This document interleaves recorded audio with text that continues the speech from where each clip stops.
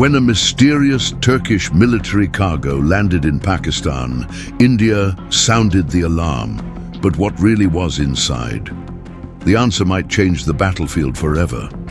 In a stunning twist during recent tensions between Pakistan and India, Turkey silently backed its longtime ally in a way that could shift future wars. Military cargo planes from Turkey landed in Karachi. India cried foul, but Turkey claimed just refueling. The real story, much deeper. Soon after, Turkish warships appeared near Pakistani waters.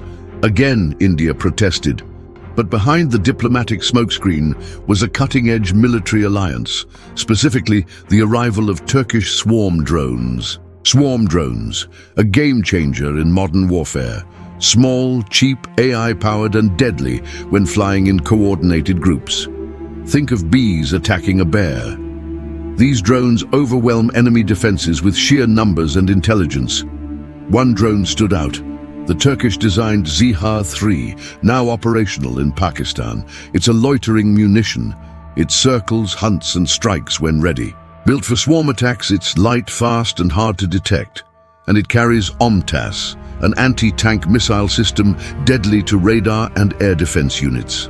India claims one ZIHA-3 drone was shot near Sialkot during a Pakistani swarm attack involving 24 drones.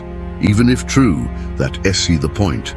Swarms are meant to lose a few while the rest hit their target. ZIHA-3 even creates psychological warfare. Its buzzing sound designed to instill fear. Pakistan's use of these drones confirms they were not just testing, they were deploying. ZIHA-3 is now reportedly exported to Albania and Ukraine, boosting its credibility. Meanwhile, India accuses Turkey of militarily supporting Pakistan and opposing Turkey's entry into BRICS. Bottom line, drones like ZIHA-3 aren't just battlefield tools, they're geopolitical chess pieces, and Turkey just made its move.